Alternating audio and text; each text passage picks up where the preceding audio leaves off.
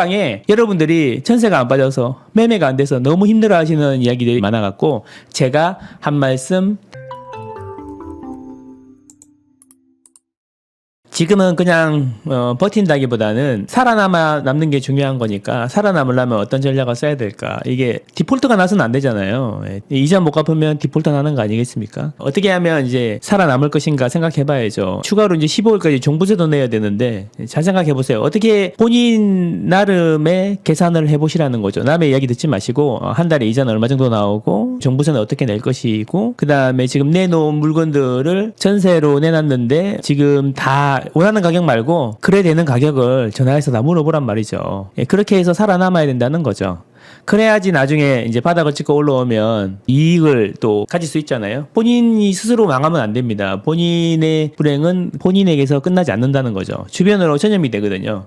그러니까 내가 살아남는 게 중요하다. 계산을 해보세요. 그리고 이자는 지금보다 1포인트 더 올라갈 수도 있다는 가정하에 계산을 하시는 게 좋겠다라는 겁니다. 그래서 안 되면 급매로라도 매도를 하고 전세도 더 싸게 놔야 되는 거죠. 자, 그러면 본인이 받고 싶은 가격 말고 실제로 거래되는 가격을 알아내야 되는데 그건 어떻게 하냐면은 전화를 걸어보세요. 본인이 전세를 구한다라고 하면서 전화를 걸어보라고. 그래서 얼마까지 나와 있는지 확인해보면 되는 거예요. 그러면 자기 갖고 계신 집에 특징이 있을 거 아닙니까? 동, 층, 향. 우리는 좀 구조가 좀 안 좋아. 우리는 구조가 좋아. 인테리어가 많이 되어 있어, 안 돼 있어. 구축이면 샤시 포함해서 올수를 했어, 안 했어.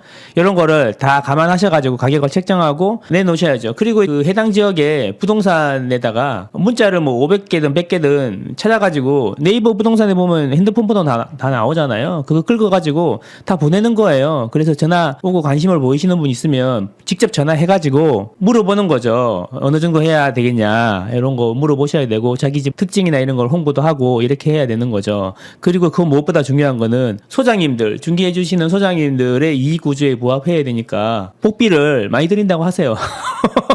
부담스러워 하시긴 하던데 자주 찾아뵙고 쿠폰도 쏘고 막 이렇게 해서 관심을 자꾸 가지게 만들어 주셔야 됩니다. 왜냐하면 문자 많이 보내고 이런 분들은 많거든요. 그분들보다 좀 더 나은 게 있어야지 소장님들이 관심을 가질 게 아닙니까? 본인이 집을 빼는 사람이 아니라 전세든 매매든 빼주는 부동산 소장님의 입장에서 한번 생각해 보세요.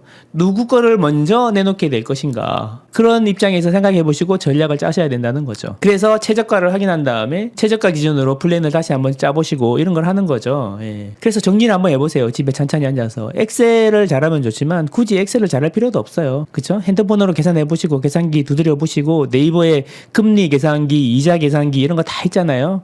두드려보시고 그 다음에 양도소득세 계산도 요즘엔 네이버에 들어가면 다 계산기가 있지 않습니까? 그런 걸 계산해서 얼마에 매도했을 때 세금이 얼마고 이런 것도 다 계산해보시는 거예요.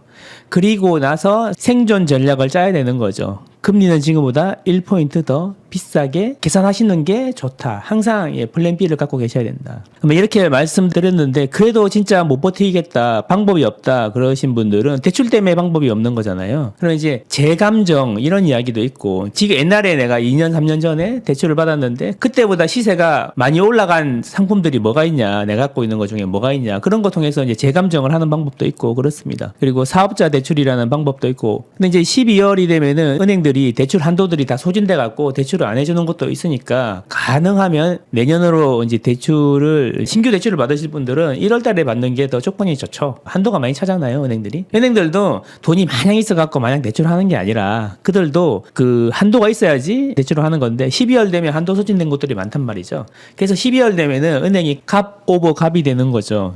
하지만 이제 1월이 되면은 또 대출을 많이 하고 실적을 내야 되니까 은행에서 또 우호적으로 나온다는 거죠. 이런 것도 알고 계시면 좋습니다. 아시죠? 구독과 좋아요. 종부세 카드 할부가 안 된다고요? 계좌 이체했다. 한 번에 내야 할 것 같아요. 그러세요? 종부세는 팁을 하나 드리면 현재 위헌 소송이 진행 중인 걸로 알고 있는데 이 결과가 언제 나올지 몰라요. 그래서 위헌 소송에 참여하시는 방법도 있지만 참여를 못 하더라도 나중에 혹시 위헌 소송이 이제 우호적으로 끝나갖고 환급을 받을 수 있잖아요. 그런 경우에 원칙은 소송에 참여하신 분들만 혜택을 받는다고 합니다. 그러니까 참여 안 하더라도 혜택을 받는 방법은 어떤 거냐면 뭐냐면 제가 알기로는 저도 그렇게 하고 있는데 종부세는 고지서가 날라오잖아요. 그냥 고지분을 내지 말고 그 종부세는 신고납을 할 수도 있거든요. 신고납. 콤텍스에 들어가면 종부세를 신고해서 납부할 수가 있어요. 근데 그게 생각보다 간단해요. 클릭만 몇 번 하면은 신고납을 할 수가 있거든요. 신고납을 하면은 5년 동안 경정 청구를 할 수 있다고 합니다. 경정 청구. 그래서 5년 내에 종부세가 위헌이 판결을 나가지고 돈을 돌려준다 그러면 경정 청구를 해서 다시 환급받을 수 있는 방법이 있다고 하니까 저는 일단 그렇게 하고 있습니다. 예. 물론 저도 위헌 심판이 아직 안 났기 때문에 안 났고 경정 청구해서 바로 돌려줄 건지 실제로 안 해봤지만 저는 그렇게 대비하고 있다라는 거 말씀드리면서 한번 찾아보세요. 예. 집을 살 때 여러분들이 개인으로 많이 하시잖아요. 그러면 이거를 매도를 하려고 해도 최소 2년은 지나야 되거든. 2년. 그런데 이제 우리가 너무 근시안적으로 한다는 거지. 이 투자라는 거는 개인 입장에서 투자라는 거는 2년 내에 가장 많이 오를 곳을 찾는 거지 지금 핫한 곳을 하는 게 아니라는 거죠. 그래서 지금 핫한 거 돈 조금 들어가고 사람들이 많이 하는 거 보면 부동산 잘 모르고 어떻게 돌아갈지 잘 모르는데 내가 생각해서 고민해가지고 2년 뒤에 여기가 제일 많이 오를 것 같아. 또는 4년 뒤에 제일 많이 오를 것 같아. 그래서 이거를 사거나 내 집 마련을 했는데 떨어지면 어떡해? 이런 고민이 된단 말이야. 근데 이제 사람들이 막 사. 그러면 사람들이 막 사니까 괜찮은 건가? 그치, 군중 심리가 있단 말이야. 그래서 위안을 받는 거야. 나하고 저 사람들하고 같이 하면 저 사람들이 하니까 군중 심리에서 위안을 갖는 거야. 그래서 사람들이 많이 하는 걸 좋아하게 되고 최근에 핫한 거를 좋아하게 되는데 그렇게 하면은 나중에 올라갈 때는 문제가 없는데 이제 장이 꺾이거나 시장이 잠잠해지거나 아니면 유동성이 빠지거나 투자자들이 썰물처럼 빠져나가게 되면은 가장 많이 힘들게 된다는 거죠. 그래서 이걸 생각해 봐야 되는 거죠. 항상 공부는 개인 입장에서 2년 뒤에 어디가 가장 많이 오를지를 공부를 하셔야 됩니다. 그러면 뭐 4년, 10년 뒤는 어떻습니까? 그런 거는 이제 입지를 공부하는 거죠. 입지. 다른 이야기고요. 입지는 다른 이야기고 장기적으로 볼 때는 그런 거고요. 회전율이 중요한 투자자 입장에서는 2년 뒤에 어디가 오를지가 제일 중요한 거잖아요. 그렇죠? 그러면 우리가 5년, 10년 뒤에 시장 흐름을 어떻게 알겠습니까? 저도 몰라요. 그러니까 뭐 5년, 10년을 전망하시는 분들 보면은 참 대단하다. 신의 영역에 도전하는구나. 뭐 그런 생각을 하는데 뭐 맞지도 않을 거지만 미래를 정확하게 예측하려고 하지만 정확하게 예측할수록 정확하게 틀리는 거예요. 그러니까 여러분 항상 공부를 하실 때 2년 뒤에 어떻게 될 것인가 이런 거를 고민을 많이 해보셔야 된다라는 거죠. 그게 그 흐름을 공부하는 방법이에요. 너무 범위를 길게 잡지 마. 우리는 그렇게 대단하지 않아. 우리는 그냥 평범한 사람들이에요. 평범한 사람들이 이기는 방법은 평범한 사람들의 유일한 자원인 시간을 투자하는 거야. 2년 뒤를 보고 하는 거야 항상. 사람들은 단기적으로 움직이기 때문에. 그래서 2년 뒤의 사이클을 공부하는 게 되게 중요한데 그런 거 2년 뒤, 4년 뒤를 볼 때는 입주 물량이나 미분양이 가장 중요한 데이터가 되는 거죠. 금리도 한번 생각해 봅시다. 우리가 항상 2년 뒤에 생각해 보자. 금리는 그러면 2년 뒤에도 계속 지금처럼 고금리일까를 생각해 보는 거죠. 전세를 놔도 일단은 2년이잖아요. 2년이나 4년이잖아요. 그러면 2년 뒤에도 지금처럼 고금리일까? 그럴 확률이 높을까? 이런 걸 생각해 봐야 되는 거지. 그러면 지금 내가 갖고 있는 게 2년 뒤에는 지금보다는 금리가 떨어져 있을 확률이 높잖아요. 다 그렇게 보잖아요. 그러면 지금보다는 2년 뒤가 더 좋을 거다라는 거지. 너무 단기간을 생각하지 말라는 거야. 짧게 생각하지 말라는 거죠. 짧게만 보면 마음이 항상 흔들리고 불안하고 조바심에 또는 오버하고 까불게 되는 거죠. 그죠? 단기간에 지금 좋으니까 어제 샀는데 오늘 올랐어 1,000만 원.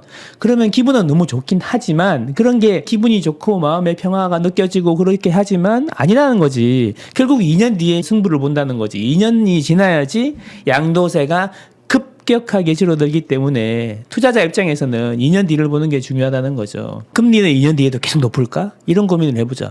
그러면 2년 뒤에는 지금보다는 금리가 낮아 있을 확률이 높잖아요. 그래서 금리는 그렇고 수급도 이제 수요와 공급 이런 것도 생각해 보세요. 그러면 지금 입주 물량이나 미분양 데이터를 다시 한번 점검해보고 금리가 안개처럼 껴 있는데 이 금리라는 안개가 거치고 나면 이제 그때는 진실로 예쁜 애들이 보이겠죠. 그거는 이제 수급으로 결정될 거다라는 거야. 그럼 수급, 수요와 공급. 그래서 지금쯤 전국의 입주 물량 데이터를 한번 쫙 볼 시간이 됐다라는 겁니다.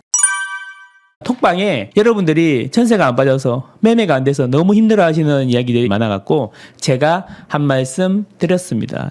저는 항상 여러분과 여러분 가족의 행복을 응원합니다. 안녕. 아시죠? 구독과 좋아요.